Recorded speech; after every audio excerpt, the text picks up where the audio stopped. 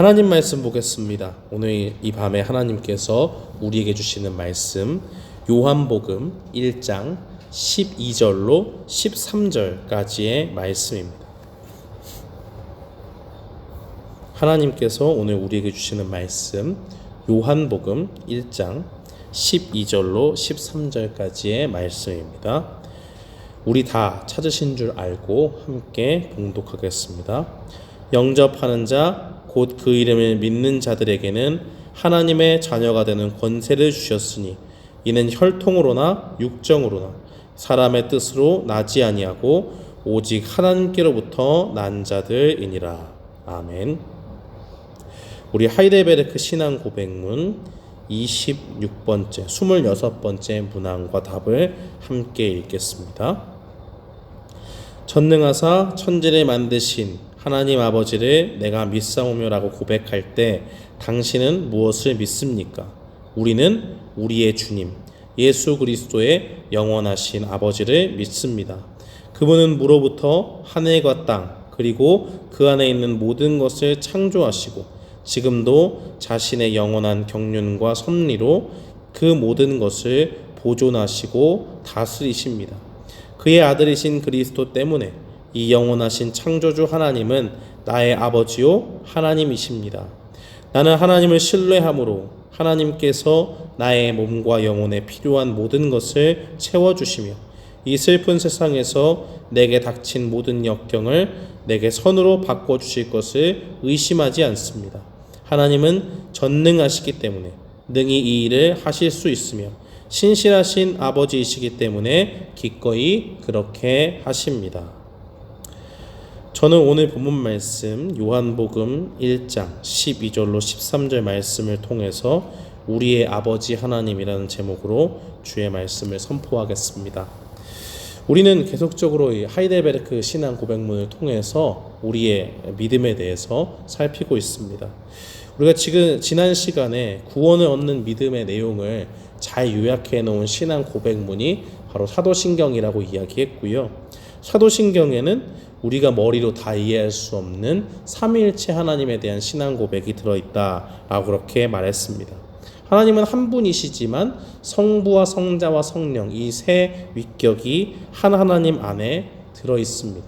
구분되어서 있고 혼합되거나 이렇게 섞이거나 하는 그런 것이 없이 하나님께서는 이 세 분의 그 모습 가운데서 한 하나님으로 고백이 되고 있습니다.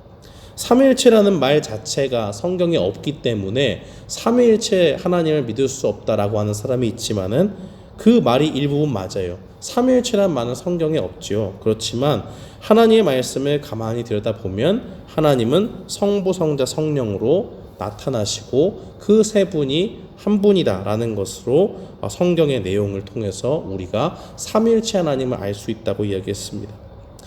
그 내용을 담은 것이 사도신경에 담겨져 있는데 오늘 우리는 이 하이델베르크 신앙 고백문 26번째 질문을 통해서 사도신경이 이 성부, 성자, 성령 하나님 중에 성부 하나님에 대한 믿음의 고백을 하는 것을 보게 됩니다.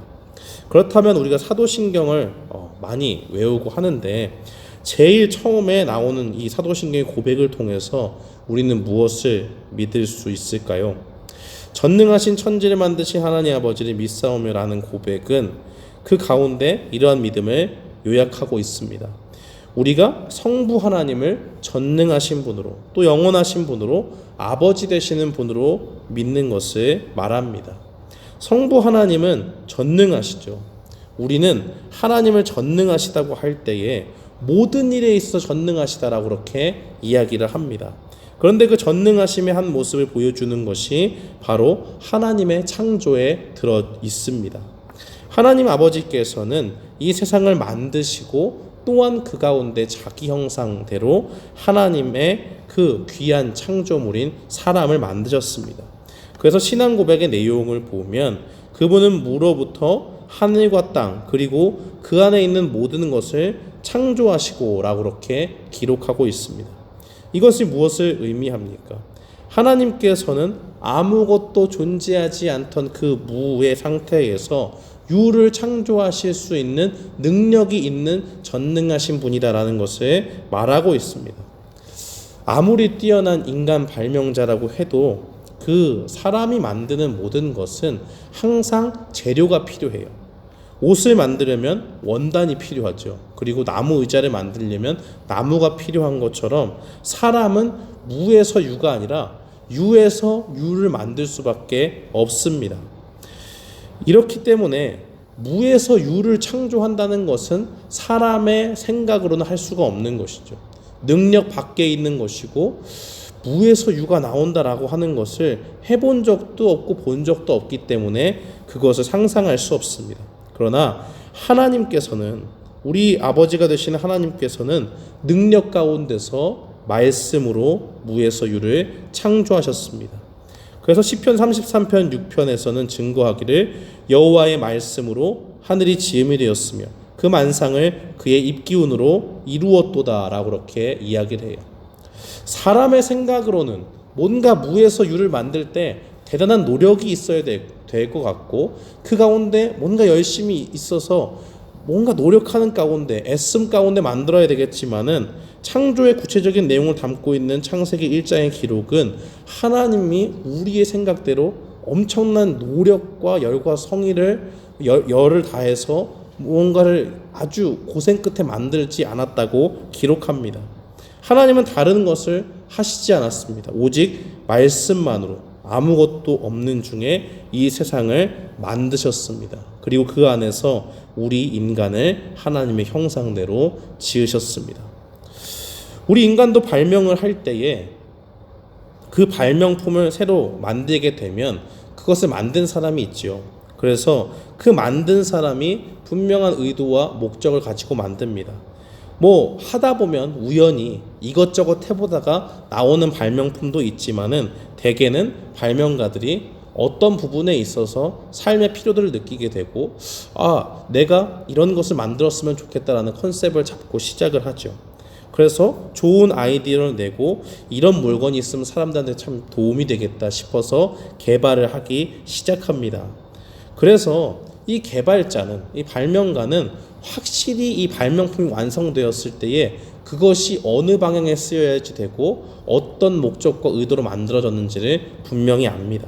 그러나 그것을 만들지 않은 사람은 발명품을 처음 보고도 뭔가 못 본 물건이기 때문에 신기하지만 목적과 용도를 잘 몰라요. 그래서 때로는 그것을 보고 좋고 유용한 물건인데도 불구하고 아예 쓸데없는 물건으로 취급하는 경우도 있습니다. 이와 같은 모습을 바라볼 때 우리는 이 세상을 창조하신 전능하신 하나님께서 창조의 은혜 중에 우리를 지으셨다는 것이 얼마나 우리에게 중요한 믿음인지 모릅니다. 그것은 바로 우리를 지으신 하나님께서 우리가 이 세상에 오게 된 바로 그 존재의 목적을 계획하시고 아신다는 거예요. 그래서 로마서 11장 36절은 무엇라고 증거합니까? 이는 만물이 주에게서 나오고 주로 말미암고 주에게로 돌아감이라 그에게 영광이 세세에 있을지어다. 아멘이라고 고백합니다.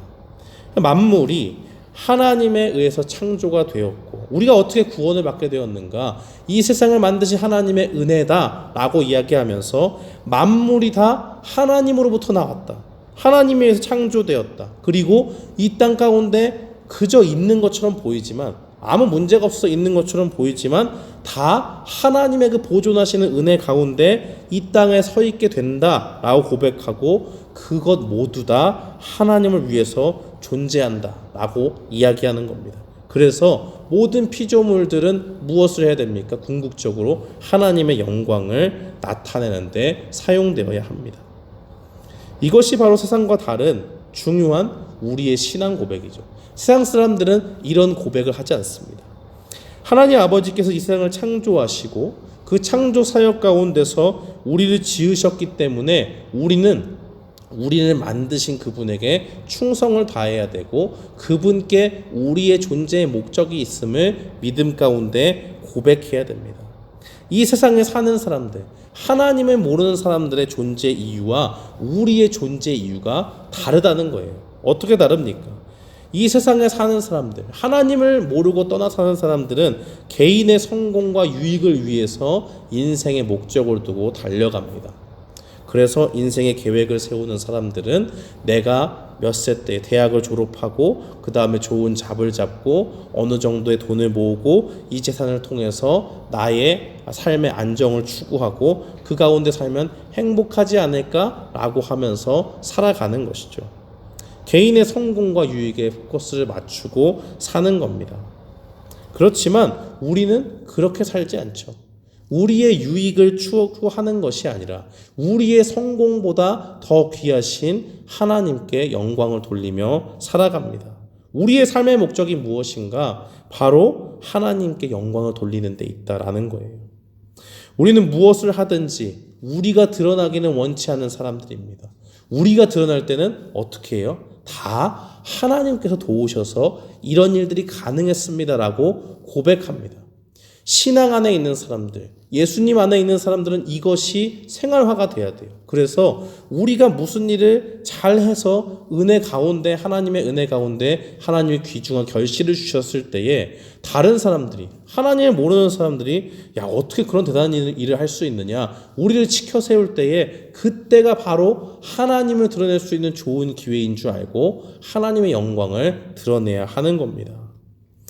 우리는 우리를 지으신 하나님의 존재의 목적에 맞게 하나님을 예배하고 하나님만 높이고 하나님을 의지해서 사는 법을 배워야 됩니다. 그런데 죄 가운데 있는 인간이, 타락한 인간이 그런 일을 하기보다는 죄악에 물들어서 세상 사람들처럼 자기의 욕심에 취해서 살고 자기중심적으로 살기 때문에 하나님은 그것을 배우라고 우리를 인생 가운데 훈련시키시는 겁니다.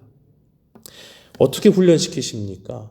때로는 우리가 실패와 좌절 가운데 빠지기도 하고요. 잘못된 길을 걸어갈 때 그 길을 막으시고 다른 방향으로 완전히 우리를 선회하게 만드십니다. 바벨탑을 쌓는 인간을 하나님께서는 보시고 흩으셨고요. 그의 백성들을 하나님께서 광야로 보내신 데는 바로 그러한 이유가 있습니다. 바벨탑에서 이 탑을 쌓은 사람들은 오늘날의 세상을 살아가는 사람들과 같은 목적을 가지고 살았습니다. 창세기 11장 4절에 보면 또 말하되 자 성읍과 탑을 건설하여 그 탑 꼭대기를 하늘에 닿게 하여 우리의 이름을 내고 온 지면에 흩어짐을 면하자 하였더라 라고 그렇게 말합니다. 이 사람들은 하나님의 영광을 드러내는 것에는 관심이 없어요. 대신 우리의 이름을 내는 것, 그것이 중요합니다. 이 땅에 많은 사람들이 있지만 우리가 이런 업적을 통해서 위대한 일을 했다라고 하면서 자기의 이름이 높아지는 것을 원하는 겁니다.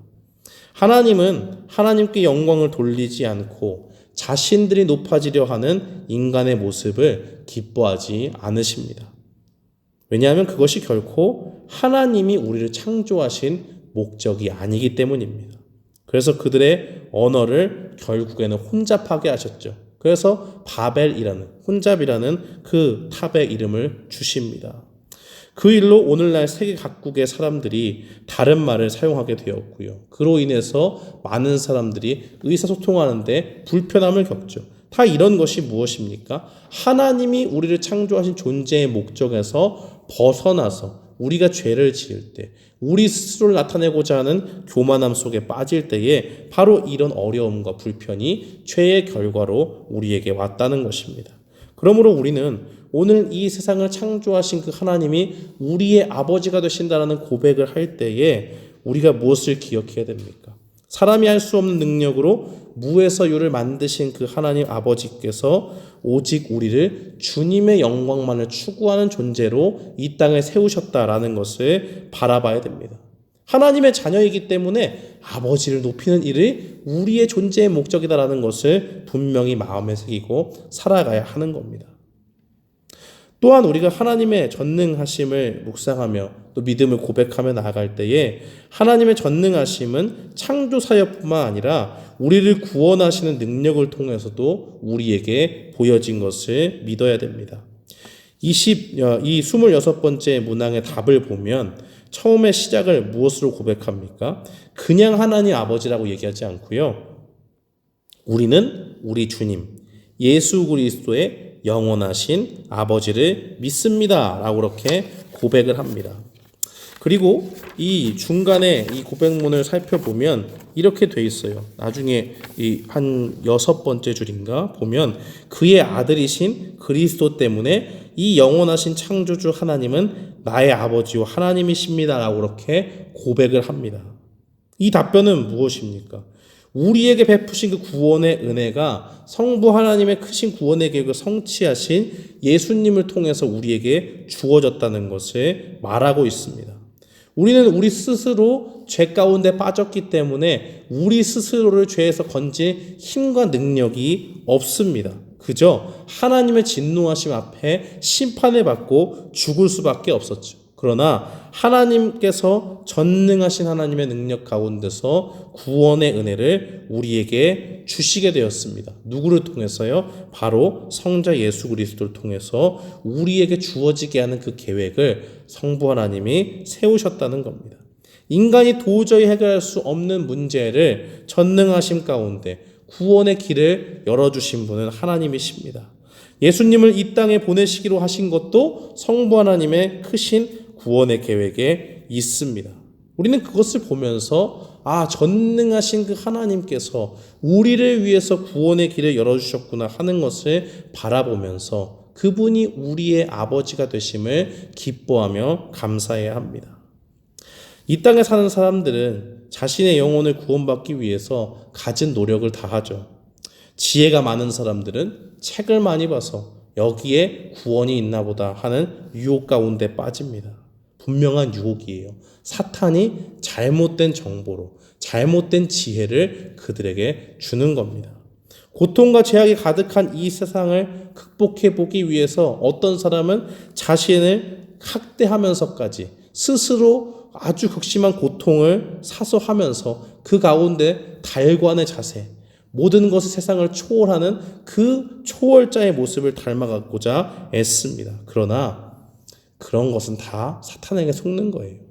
아무리 우리가 스스로 수련을 하고 명상을 해도 거기서 거룩한 것이 나올 수가 없습니다. 왜냐하면 우리는 타락한 존재이기 때문에 일그러진 하나님의 형상 가운데서 예수님이 아니면 우리의 영혼이 새롭게 되지 못하기 때문입니다.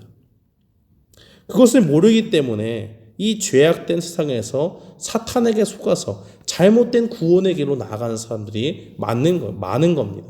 그래서 자기를 수련한다든지 지혜를 쌓는다든지 선행을 한다든지 하는 것으로 구원의 길이 열려 있다라고 사람들이 속고 나아가는 거예요. 그러나 이 죄악된 세상에서 구원을 얻는 길은 오직 성부 하나님이 보내신 성자 예수님을 믿는 길밖에 없습니다. 그래서 오늘 본문은 증거하기를 영접하는 자, 곧 그 이름을 믿는 자들에게는 하나님의 자녀가 되는 권세를 주셨다라고 그렇게 이야기를 합니다. 구원을 받은 하나님의 자녀가 되기 위해서는 하나님의 은혜 가운데 예수님을 믿어야지만 구원을 얻는 거예요.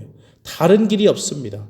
이 신비하고 놀라운 일은 하나님이 정하신 바로 다른 이로서는 구원을 얻을 수 없는 오직 예수님 안에서 우리에게 주어지게 되는 은혜입니다.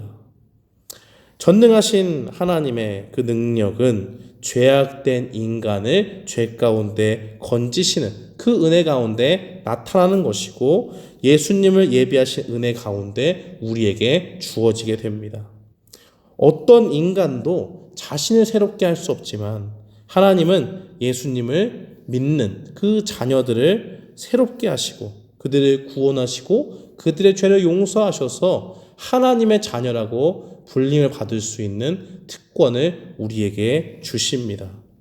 그래서 사도는 증거하기를 고린도후서 5장 17절에 이렇게 말합니다. 그런즉 누구든지 그리스도 안에 있으면 새로운 피조물이라 이전 것은 지나갔으니 보라 새 것이 되었도다 라고 말합니다.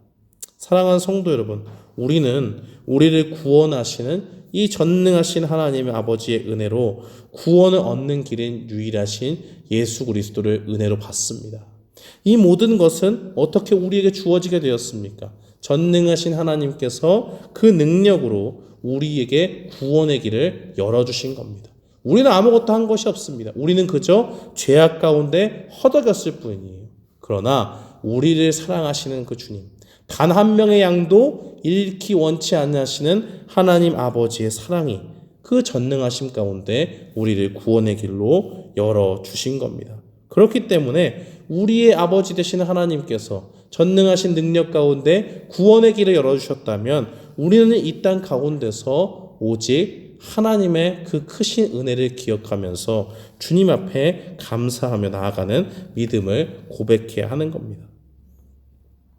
그런데 이 전능하신 하나님께서 우리를 만드시고 또 우리를 예수님 안에서 구원을 얻도록 은혜를 주셨는데 더불어서 또한 영원히 우리를 다스리시는 아버지가 되셨다고 말합니다. 성경은 우리를 가리켜서 어떤 존재로 말하고 있습니까? 오늘 본문에서와 같이 우리를 자녀로 부르시는 아버지 하나님으로 하나님을 보이시고 또 우리는 그분의 자녀로 나타내십니다. 오늘 본문에서 뿐만 아니라 에베소서 1장 5절 말씀은 증거하기를 그 기쁘신 뜻대로 우리를 예정하사 예수 그리스도로 말미암아 자기의 아들들이 되게 하셨다라고 그렇게 말하고 있습니다. 여기서 중요한 것은 뭐예요? 그 기쁘신 뜻대로 우리를 예정하사. 하나님께서 우리가 어떻게 노력을 열심히 해가지고 하나님 앞에 예뻐 보임을 받아야 구원하신 게 아니라는 겁니다.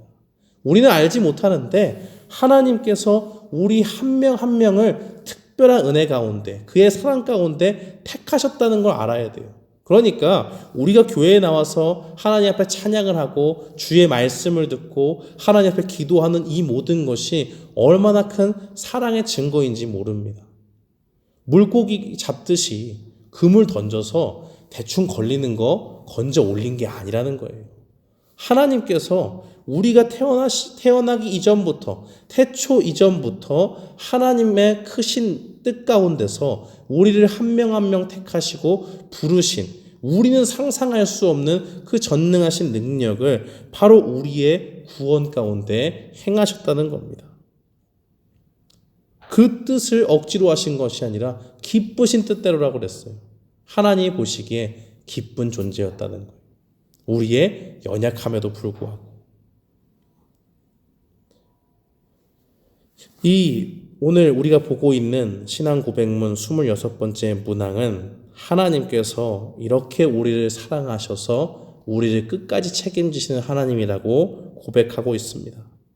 무책임한 하나님이 아니라 택하시고 구원하시고 거기서 끝이 아니에요. 끝까지 우리를 책임지셔서 영원한 경륜과 섭리로 우리를 다스린다라고 그렇게 말씀을 합니다. 하나님이 정하신 분명한 뜻과 목적이 있습니다. 그 가운데로 우리 한 명 한 명 기쁘신 뜻대로 부르신 사람들을 적재적소에 때와 상황에 맞춰서 우리를 인도하시는 하나님의 손길이 우리에게 있다는 거예요. 언제요?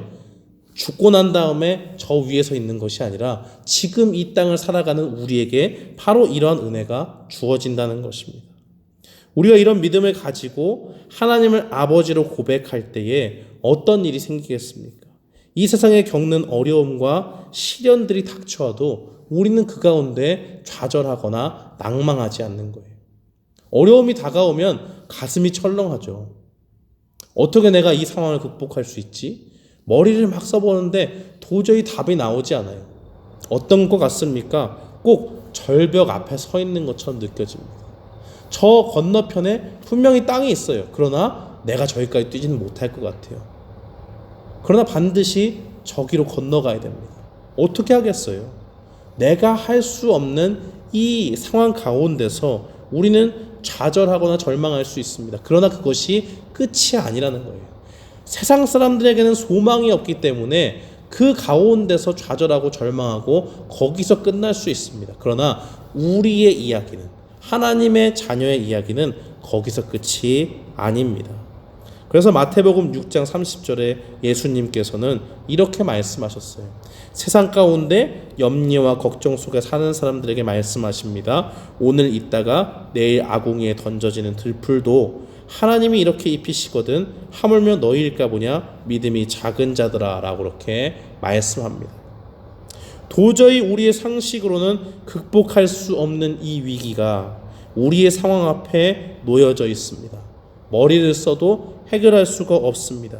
피해갈 방법이 없고 마주하기엔 감당할 수가 없어요. 그런 상황에 있을 때도 전능하신 하나님 아버지를 우리의 아버지로 고백하면 그것을 극복할 수 있다는 겁니다.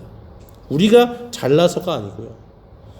우리에게는 우리를 책임지시는 전능하신 하나님 아버지가 있기 때문입니다. 그래서 예수님은 마태복음 10장 29절에 이렇게 말씀하셨습니다.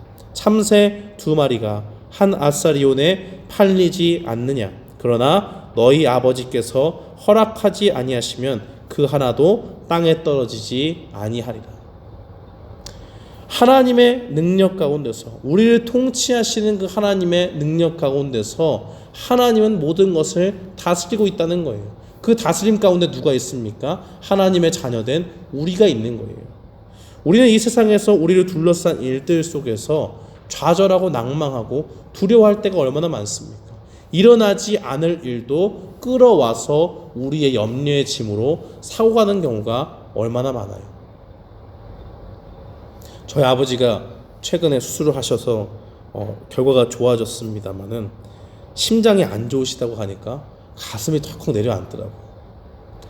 밤에 이 수술이 이제 끝나는 그 시점까지, 수술이 끝나면은 새벽 3시였는데 잠이 오질 않아요. 제가 기도를 안 했겠습니까? 기도했죠. 하나님 앞에 간절히 기도하고 할 수 있는 대로 기도 부탁도 하고 했는데 마음이 요동칩니다. 그러나 그 가운데 하나님이 저에게 주시는 말씀은 하나님의 은혜를 사모하고 구했으면 그대로 믿으라는 거예요. 내가 네 아버지인데 왜 걱정하고 두려워하느냐? 오늘 말씀하시잖아요. 참새 2마리가 한 아사리온에 팔려도 하나님이 허락하시면 하나도 땅에 떨어지지 않는다. 우리가 가져와서 하는 염려와 근심과 모든 것들이 너희의 마음을 괴롭게 할지라도 하나님 안에 하나님의 자녀라고 고백하며 사는 사람들에게 하나님이 말씀하십니다. 걱정하지 마라, 두려워하지 마라. 내가 너희를 책임지고 너희를 돌본다 라는 것을 말씀을 통해 주시는 겁니다. 우리는 이 땅 가운데 살면서 세상 사람들처럼 우리의 결론이 절망과 좌절이 아니라는 것을 기억해야 됩니다. 그 좌절과 두려움 속에 빠져 있을 때 예수님은 무엇을 선포하십니까? 이 세상을 보고 두려워하지 말라. 영혼을 능히 영혼을 멸하실 수 있는 그 하나님을 두려워하라고 말씀합니다. 아무리 악한 사람이, 아무리 좋지 않은 상황이 우리를 둘러싸고 우리의 마음을 막 헤집어 놔도 두려워하지 말라는 거예요. 우리가 건너갈 수 없는 풍파와 파도가 우리를 덮칠 때 예수님은 그 파도를 잔잔케 하실 능력이 있습니다. 그 전능하신 하나님의 능력이 우리를 다스리고 계시기 때문에 우리에게는 하나님의 통치가, 보호하심이, 안전함이 보장되어 있다는 겁니다. 사랑하는 성도 여러분, 이 하나님이 우리를 자녀 삼으신 우리의 아버지가 되십니다. 그렇기 때문에 우리가 겪는 모든 어려움들 속에서, 우리가 슬퍼하는 모든 상황들 속에서 우리는 주님을 신뢰할 수 있습니다. 그래서 이 하이델베르크 신앙 500문 26문의 답은 이렇게 말합니다. 나는 하나님을 신뢰함으로 하나님께서 나의 몸과 영혼에 필요한 모든 것을 채워주시며 이 슬픈 세상에서 내게 닥친 모든 역경을 내게 선으로 바꿔주실 것을 의심하지 않습니다. 라고 그렇게 고백하는 겁니다. 우리가 겪는 모든 어려움 속에서 이 주님을 신뢰하고 전능하신 하나님 아버지가 우리의 아버지가 되신다는 것을 묵상하며 나아갈 때에 우리는 주님 앞에 위기 가운데서 기도할 수 있습니다. 주님 앞에 나아가 부르짖을 수 있습니다. 우리가 슬퍼하는 상황, 우리의 모든 어려움들 가지고 우리가 짐을 짊어지는 것이 아니라 모든 짐을 주께 맡기라, 모든 염려를 주께 맡기라 하신 그 사도의 말씀을 가지고 하나님 앞에 나아갈 수 있는 겁니다. 그때 하나님은 그 기도를 들어주십니다. 왜요? 우리의 아버지이기 때문에. 자녀에게 아버지란 어떤 존재입니까? 방어막 같고 언제나 모든 것을 아낌없이 베푸시는 그 사랑의 존재 아닙니까? 그 하나님 아버지가 우리의 아버지가 되시기 때문에 우리는 이 세상 가운데서 어려움 속에서도 여전히 주님을 신뢰함으로 주 앞에 기도할 수 있는 겁니다.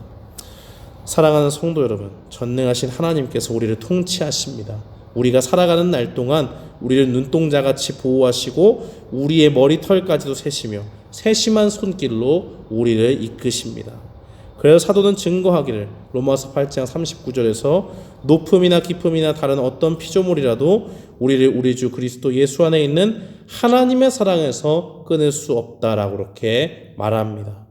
그 어떤 환경과 상황도 어려움도 우리를 두렵게 만들지라도 우리를 사랑하시는 전능하신 하나님의 그 사랑을 막을 수 없습니다. 그러므로 오늘 이 말씀을 기억하면서 우리의 아버지가 되시는 하나님을 굳게 믿으면서 전능하신 주님이 우리의 인생을 책임져 주신다라는 신앙 고백 가운데에 하나님 앞에 날마다 모든 것을 맡기며 나아가는 우리 모두가 되기를 주님의 이름으로 축원합니다. 아멘.